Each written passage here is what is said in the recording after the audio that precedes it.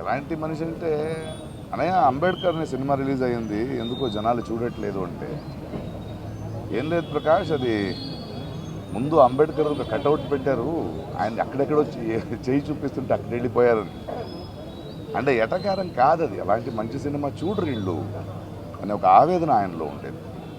ఆయన నిరంతరంగా ఆయనలో చూసింది నేను తెలుగు భాష, తెలుగు నటినటులు, తెలుగు ప్రతిభలకి అంత పెద్దెత్తిన ఛాన్స్ దొరకట్లేదు. కొందరికి అది కుళ్ళు అనిపించేది, బట్ ఆయన ఆవేదన చాలా నిజమైందని నాకు అనిపించేది. ఒకసారి ఎవరో అడిగారు, ప్రకాష్ రాజ్ గారు పరభాషా నటుడు కాదంటే, కాదండి, బట్ ఆయన తెలుగు నేర్చుకున్నాడు కదా, మనోడు అయిపోయాడు కదా. ఆయనకు అదొకటి ఉండేది, ఎందుకంటే నా భాషని తప్పుగా ఎవరో పలకిస్తారు, అనవసరంగా మన అవకాశాలను తీసుకెళ్ళిపోతారు అనేది చాలా నచ్చింది ఆయనది. సెటర్లు నా మీద కూడా వేసేవాడు ఆయన. నేను చాలా హ్యాపీగా దాన్ని తీసుకునేవాడిని, ఎందుకంటే ఆ పెద్దరికం ఎవరి గురించి అయినా ముక్కుసూటిగా కమెంట్ మాడొచ్చెను చేసే చనువు ఆయనకి సంపాదించుకున్న వ్యక్తి. పోయిన సంవత్సరం షూటింగ్లో నేను, ఆలీ, బ్రహ్మానందము, బ్రహ్మాజీ మనమందరూ ఉన్నప్పుడు నాకు ఎందుకో ఆయన చాలా గుర్తొచ్చి, ఎక్కడా కోటగారు అన్న. లేదు, ఈ మధ్య ఆయనకు ఒంట్లో బాగాలేదు, కొన్ని రోజులు సినిమా చేయట్లేదంటే నేను ఫోన్ చేశాను, ఏం చేస్తున్నావు? ప్రకాష్ చెప్పు. అలా కాదు, ఒంట్లో బాగలేదన్నారు, షూటింగ్ లేదన్నారు, ఇంట్లో ఏం చేస్తున్నారు, బండి పంపిస్తాను రండి అన్న. ప్రొడక్షన్ నుంచి బండి పంపించాను, ఆయన వచ్చారు.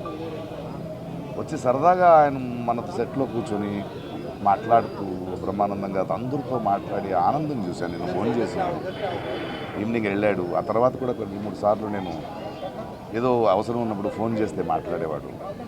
చాలా అద్భుతమైన నటుడు. తెలుగు సినిమా, తెలుగు జాతి గర్వించదగ్గ ఒక కళాకారుడు. ఆయన చేయాల్సింది, ఆయన పాత్రలు మనం మర్చిపోలేము, ఆయన సెటైర్లు మర్చిపోలేము. తన జీవితంలో ఇంట్లో చాలా పెయిన్ చూసిన ఆ నొప్పిని ఎప్పుడూ బయట ఒక మెలోడ్రామాగా ఆయన వాడుకోలేదు. తనంటూ ఒక వ్యక్తిత్వం. అలాంటి వ్యక్తులు నాకు చాలా ఇష్టం, ఎందుకంటే అజాత శత్రువుగా అందరికీ నచ్చే బతకడం కన్నా నేను ముక్కుసూటిగా మాట్లాడతాను, ఎవరైనా పట్టించుకోను అనే ఒక వ్యక్తిత్వం ఉంది కదా, అది చాలా అరుదు. అలాంటి ఒక అద్భుతమైన వ్యక్తి, అద్భుతమైన కళాకారుడు. Will going to miss him.